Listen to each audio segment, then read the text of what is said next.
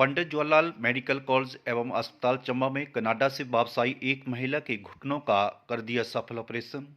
चिकित्सकों की टीम ने महिला के दोनों घुटने एक साथ बदल दिए और महिला 3 दिन में चलने भी लग पड़ी।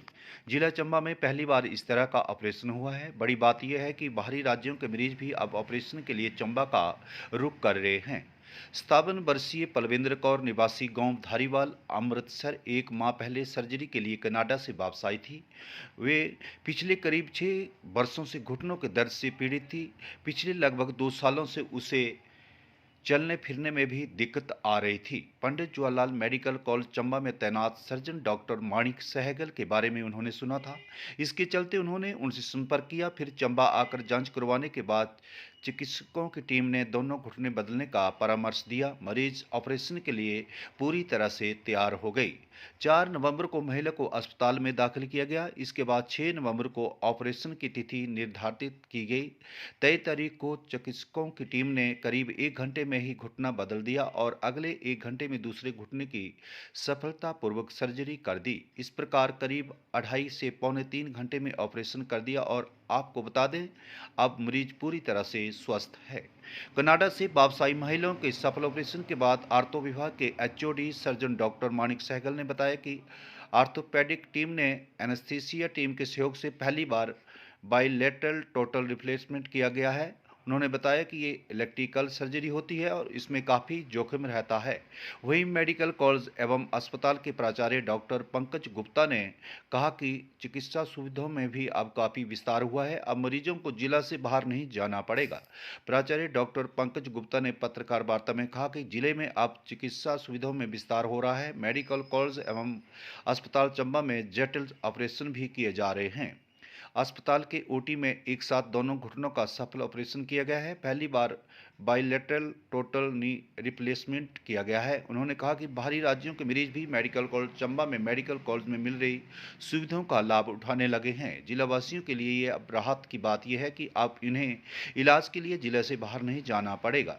3 घंटे चले ऑपरेशन में एनेस्थीसिया डॉक्टर सलोनी सूद, डॉक्टर मनोज, डॉक्टर रविंद्र व डॉक्टर विवेक की ओर से मरीज को एपोड्यूरल तकनीक से बेहोश किया गया।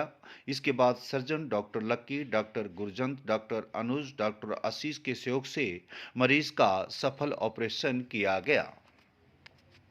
सबसे बड़ा थैंक्स हमारी मीडिया के लिए कि जो आए और जो हमने ये सर्जरी की है। मैं इस सर्जरी के बारे में बताना चाहूँगा। नी रिप्लेसमेंट सर्जरी जो है आजकल बहुत ही ज़्यादा कॉमन सर्जरी हो चुकी है, बहुत ही ज़्यादा कॉमन प्रॉब्लम है। आप भी देखोगे, आपके आस पड़ोस में बड़े लोग होंगे जिनके जो टेढ़ी चाल से चलते हैं, टेढ़े होके चलते हैं, या जिनके घुटने खराब हैं, या घुटने टेढ़े मेढ़े हैं।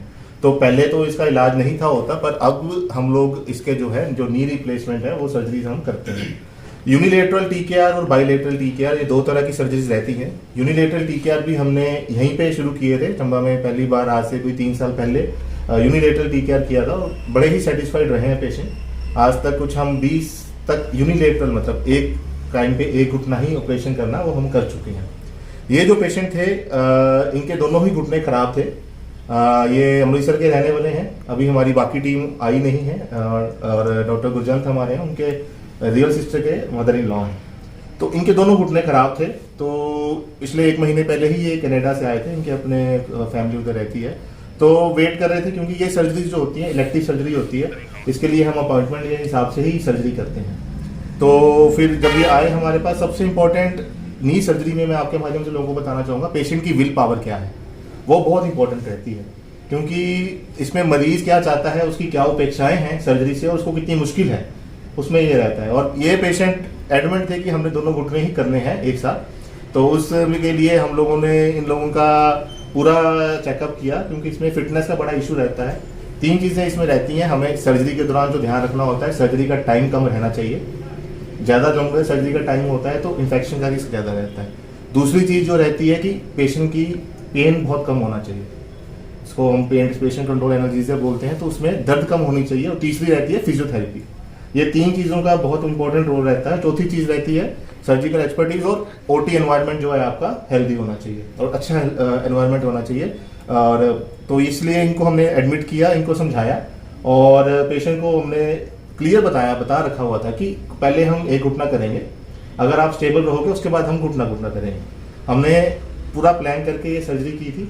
एनेस्थीसिया टीम, मेडिसिन टीम को पेशेंट दिखा के उनको कॉन्फिडेंस में लेके ये सर्जरी की है हमने। और इसमें जो थोड़ी सी टेक्निकल चीज़ें आपको बता सकता हूँ, इसमें जब हम घुटना बदलते हैं तो घुटने के ऊपर जो थाई होती है उसमें हम टूनिके लगाते हैं ताकि ब्लीडिंग कम करने के लिए, ठीक है। तो जब दोनों तरफ हम करते हैं ऑपरेशन तो दोनों तरफ हमें वो टूनिके लगाना पड़ता है। इसमें हमने आइडियली क्या करते हैं, हम दोनों तरफ का जो टूनिक है वो इन्फ्लेट कर देते हैं, उससे टाइम हमारा और कम हो सकता था। पर इस पेशेंट में क्योंकि हमें थोड़ा सा एक रहता है, इसमें हमने बारी बारी दोनों घुटने एक साथ किए, एक का टूनिक डिफ्लेट करके दूसरे का किया। और कुछ 12 बजे हमने शुरू किया था इनका ऑपरेशन करना। कुछ 11 बजे तक ऑपरेशन थिएटर में मरीज आ गया था। आधा 1 घंटा एनेस्थीसिया वालों ने अपना IV लाइंस और सब सेटअप करके देखा, क्योंकि देखो 60 साल की उम्र है, रिस्क थोड़ा रहता ही है इसमें। आप सबको यही लगा होगा कि बस शुगर कंट्रोल, अगर शुगर 100 से नीचे लानी है, 120 तक लानी है, बट शुगर के अलावा बड़ी चीज़ें हैं। ये आई वाले हमारे पास ऑप्थेल्मोलॉजी वाले बैठे हुए हैं। फंडस बेसिकली इसकी जो कॉम्प्लिकेशंस हैं वो प्रिवेंट, वो कोई ध्यान नहीं देता। और इवन कभी कभी जो फील्ड के डॉक्टर्स हैं उनको भी ज़्यादा पता नहीं होता, वो सिर्फ शुगर के पीछे, पेशेंट भी शुगर के पीछे ही भागता है कि वो शुगर कंट्रोल नहीं हो मीन्स का। क्योंकि हमारा है जो लॉन्ग टर्म कॉम्प्लिकेशंस है, जैसे कार्डियोलॉजी कॉम्प्लिकेशंस होती हैं, जैसे माइक्रोवेस्कुलर कॉम्प्लिकेशंस होती हैं, जैसे आंखों का रेटिनोपैथी होती है, नेफ्रोपैथी। आपने डायलिसिस के देखे होंगे पेशेंट, मैक्सिमम डायलिसिस के पेशेंट हैं, जो डायलिसिस यूनिट है हमारी, उसमें किडनी के, डायबिटीज़ के पेशेंट होते हैं। जो शुगर के पेशेंट हैं उन्हीं को सबसे ज़्यादा चांसेस होते हैं रीनल फेलियर के, किडनी फेलियर के, तो अल्टीमेटली वो डायलिसिस भी जाते हैं।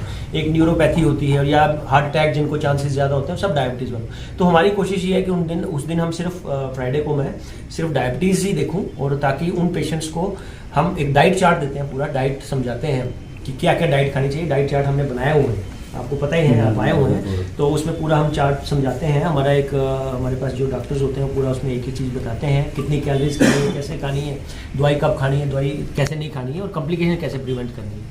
तो ये हम सारे मतलब शुरू किया है। और आज की बैठक का यही था कि जो हमारा अच्छे काम हो रहे हैं, मतलब मौका तो आपका कहना है कि जो मेडिकल कॉलेज है वो ग्रो करने के साथ साथ अचीवमेंट भी हासिल कर रहे हैं। बिल्कुल। सो मतलब मौका यही था कि डॉक्टर मानिक ने जो बड़ा अच्छा काम किया तो हम आप सबके साथ सामने लाएं। बट जो इस बहाने मैं सोच रहा था, अभी और भी था काफ़ी कुछ, बट कुछ हमारे जैसे गायनी वाले वो सर्जरी में बिजी हैं, ENT वाले सर्जरी में बिजी हैं, तो वो बेचारे लेट फ्री होंगे, तो हम सारे नहीं ला सकते। जैसे डर्माटोलॉजी वाले हैं, उन्होंने कॉस्मेटिक सर्जरी शुरू की हुई है।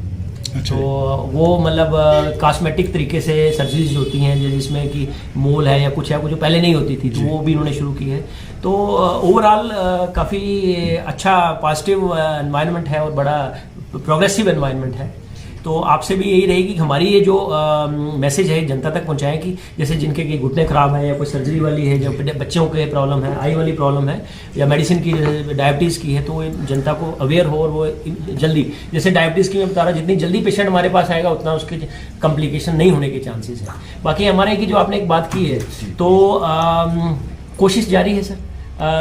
हमारे विधायक जी बड़ी ज़्यादा मेहनत कर रहे हैं, गवर्नमेंट बड़ी मेहनत कर रही है, हमें लोकल यहाँ से एडमिनिस्ट्रेशन से बड़ी ज़्यादा सपोर्ट मिल रही है। जो भी हम DC साहब को बोलते हैं वो कहते हैं जी आप ले आओ, हम CSR से ले लेंगे। उन्होंने इवन सेंटर से बात कर ली है, वो शायद सेंटर से हमें पैसा, वो कह रहे हैं money is not know limit for money, जितना भी चाहिए, जो भी आपको चाहिए।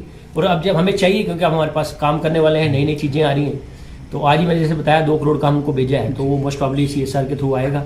तो बस यही मैसेज है कि हम रिपीटेडली मिलते रहें, और जो नई नई हमारी अचीवमेंट हैं, तो सर CT स्कैन की कहीं बंदों